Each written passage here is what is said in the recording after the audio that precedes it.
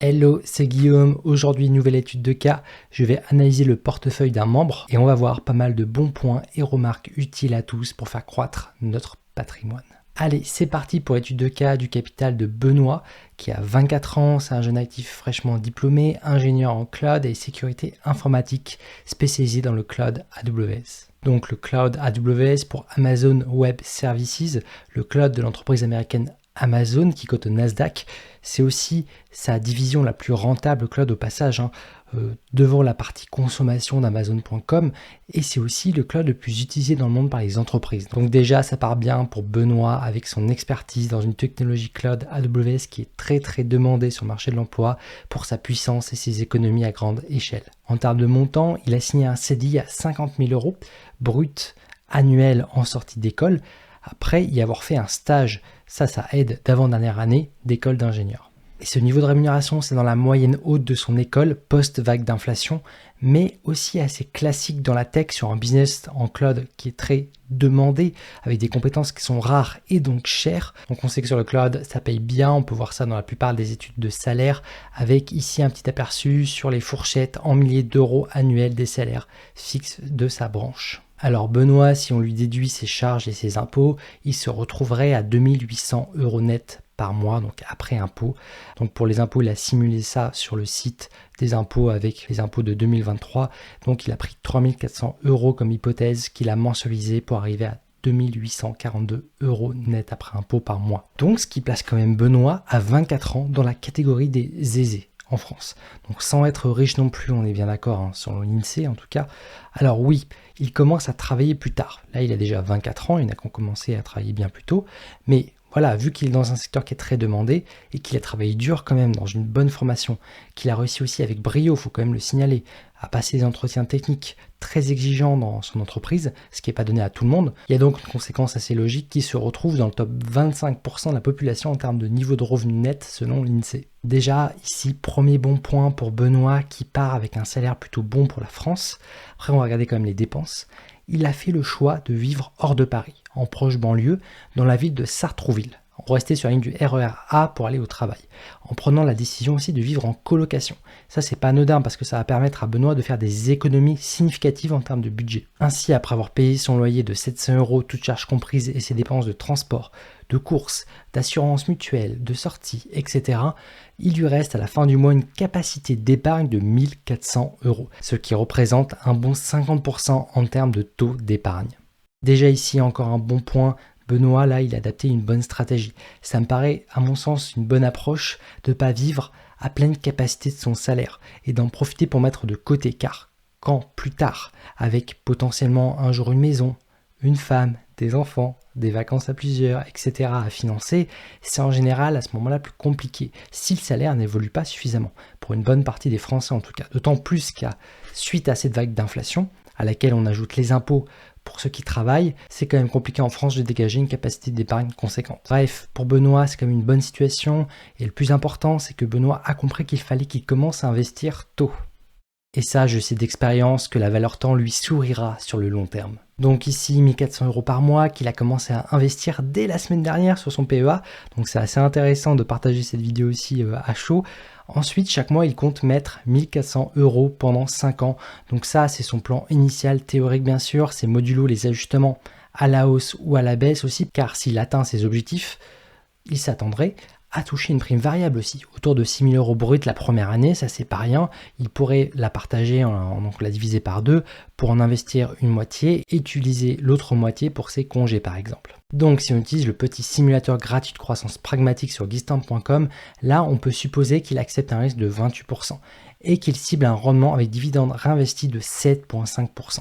Alors en 5 ans, il atteindrait la somme de 107 000 € de patrimoine. Voilà, 107 000 €, ça serait ce qui pourrait générer en investissant sa capacité d'épargne à 7,5%.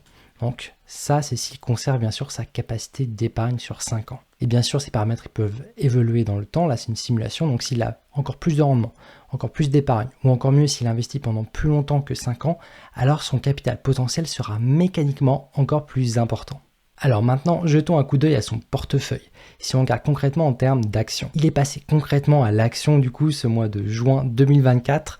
Il a donc ouvert son PEA et a acheté ses premières actions la semaine dernière dans une période qu'on va qualifier d'assez particulière sur le CAC 40 entre deux élections. Donc là, Benoît, il a acheté d'abord les actions Stellantis, Total Energy et Air Liquide, avec des entreprises du CAC 40 qui reversent des dividendes, donc qu'il souhaite réinvestir sur son PEA dans le cadre de sa stratégie de croissance, donc dans son plan épargne d'action chaque mois. Donc là, c'est pas étonnant, c'est plutôt bien d'avoir une stratégie de croissance à 24 ans, ça me paraît quand même la base, parce qu'on a un grand temps devant nous pour faire croître son patrimoine.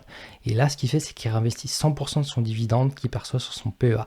Et ça, il peut les gérer et savoir quand est-ce qu'il tombe grâce à son calendrier, il sait quand ces dividendes arriveront. En portefeuille, la semaine dernière, il a également acheté des valeurs plus risquées comme Soitec et Nexity. Donc 1400 € au total sur tout son portefeuille, voilà, ça c'est quand même un bon début pour Benoît, sachant que dans les prochains mois, il s'apprête à charger chaque mois 1400 € sur différentes actions. Donc le mois prochain, en juillet, ça va doubler son capital. Et ainsi de suite, en août, ça fera encore plus 50% sur son capital total, etc. Alors si on regarde son portefeuille, si on analyse rapidement grâce à l'application d'investisseurs pragmatiques, déjà plusieurs points. D'abord sur Total Energy et Air Liquide, ce sont des valeurs historiques d'entreprises bien gérées, en bon père de famille. Ça, c'est assez classique de les retrouver, c'est intéressant pour commencer, car ce sont des entreprises de qualité, sur lesquelles ça me paraît cohérent de viser le long terme. Stellantis est un peu plus récente, pour moi elle est quand même intéressante. J'ai fait plusieurs vidéos récemment dessus, dont la semaine dernière, et aujourd'hui, ça me paraît quand même un premier timing intéressant là-dessus en ce moment pour profiter de soldes sur le CAC 40. Donc oui, là, ça me paraît cohérent que Benoît ait chargé sur Stellantis la semaine dernière. Après ici, on voit que Benoît, il a fait le choix de Soitec pour les semi-conducteurs sur PEA, avec une petite position, donc potentiellement moins de conviction ici. Pourquoi pas, après tout, hein. Ici, moi, je pense que Benoît voulait avoir une expo semi-conducteur sur PEA, donc personnellement, moi, j'aurais préféré l'action ASML, modulo bien sûr son risque et son PE ratio élevé. Alors j'ai aussi fait une vidéo là-dessus la semaine dernière d'ailleurs. Et enfin, je vois que Benoît a choisi d'acheter du Nexity. Et là, je comprends pas trop. Parce que, en plus, pas de bol, il a acheté entre deux plongeons de Nexity. Donc j'imagine qu'il va avoir une expo à l'immobilier sur action. Alors c'est clairement pas ce que j'aurais envie de faire, moi, aujourd'hui, de mon côté ces temps-ci. Sachant qu'en ce moment, le secteur de la promotion immobilière, lui, traverse une succession de crises. D'abord, il y a eu une vague d'inflation sur les prix des matières premières de l'immobilier.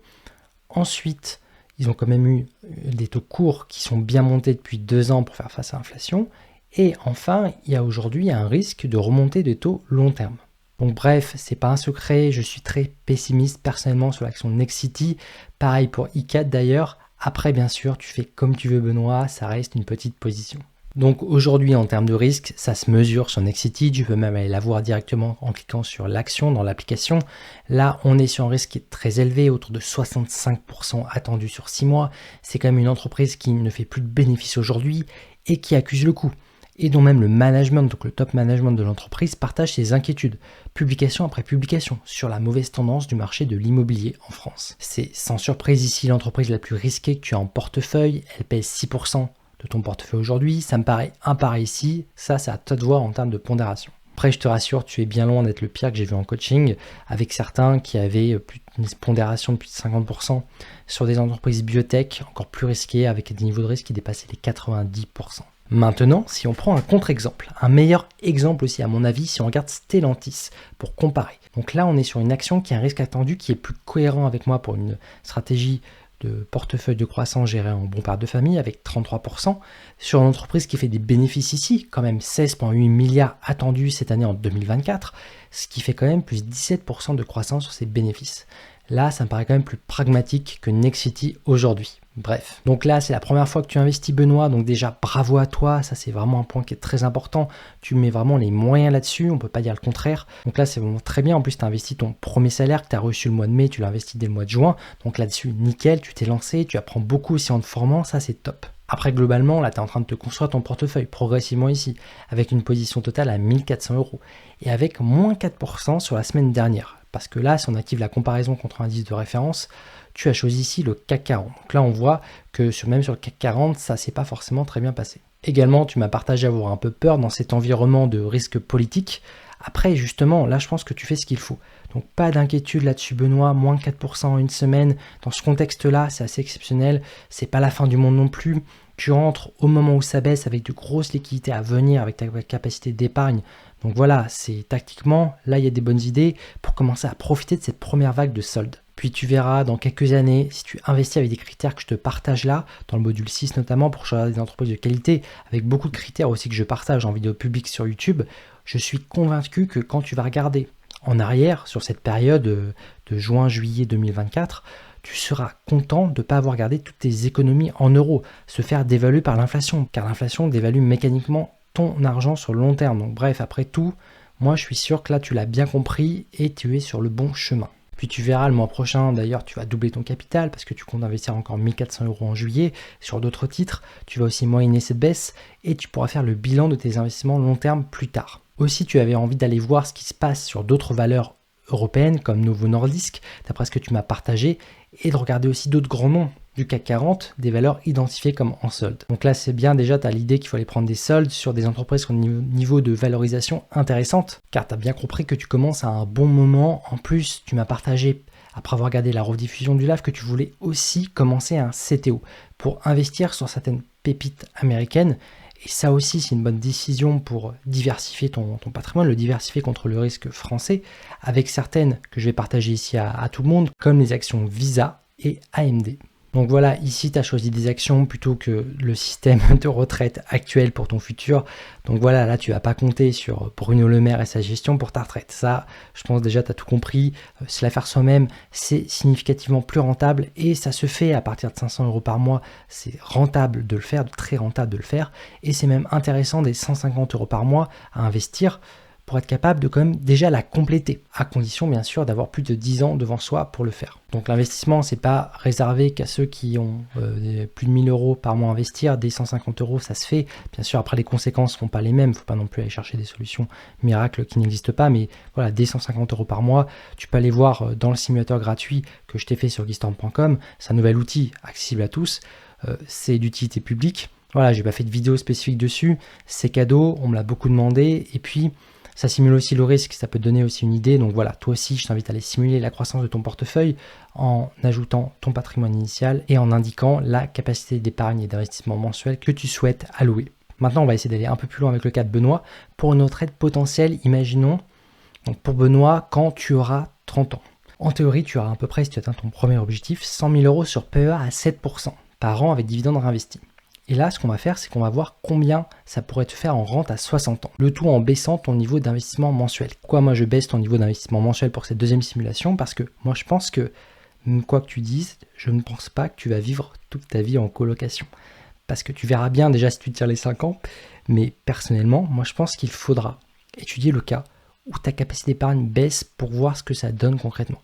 Par exemple, pour 800 € par mois sur 20 ans, en partant de 100 000 €, ça nous donne 800 000 € de capital. Donc déjà 800 000 €, c'est énorme. On voit là la puissance des intérêts composés, malgré le risque à court terme bien sûr qu'il faut prendre en compte.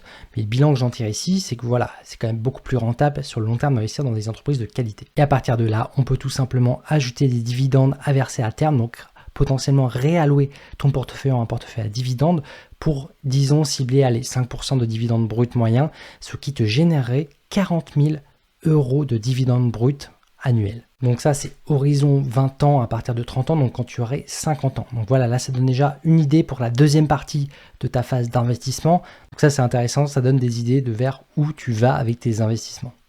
Donc bref, ça c'était l'étude de cas de Benoît que j'avais envie de te partager aujourd'hui. Alors c'est clairement plus parlant pour les jeunes actifs avec de bons salaires. Là-dessus, on est d'accord. Après, dans cette vidéo, il y a quand même des principes assez intéressants qui peuvent aider beaucoup de monde. Et toi aussi, je t'invite vraiment à aller voir sur mon site laguistorm.com cet outil gratuit pour simuler ta croissance de ton portefeuille sous les hypothèses de ton choix. Ça peut vraiment t'aider aussi. Maintenant, je profite de cette vidéo pour te faire une petite annonce. Prochainement, je vais réouvrir pendant un certain temps des sessions d'1 heure de coaching payant en individuel pour les membres du programme Investir avec pragmatisme cet été. Et quand je dis prochainement, ça sera potentiellement fin juillet et en août. Selon si mon installation dans ma nouvelle maison en juillet se passe comme prévu, je communiquerai une date plus précise prochainement. Donc concrètement, tous ceux qui sont déjà dans mon programme et ceux qui nous rejoignent maintenant auront la possibilité de demander un créneau de coaching sous réserve des places disponibles. Sachant que de base, avec le programme, si tu es intéressé pour nous rejoindre, tu as déjà tout ce qu'il te faut pour progresser en autonomie, avec le combo théorie d'un côté avec la formation et de l'autre côté la pratique avec l'application pour gérer ton portefeuille en bon père de famille. Et bien plus encore car tu peux déjà profiter du Discord, donc de notre communauté privée de presque 300 investisseurs pragmatiques. Donc ça c'est sur un forum sur Discord qu'on appelle entre nous notre club privé. Avec mes lives chaque mois et l'accès à la rediffusion bien sûr pour ne rien rater. Bref, ce programme pour moi c'est vraiment beaucoup mieux qu'une simple formation, c'est un programme qui est complet. N'hésite pas à me contacter en privé par email si tu as des questions. Et sur ce, comme d'habitude, restons pragmatiques. Allez, ciao.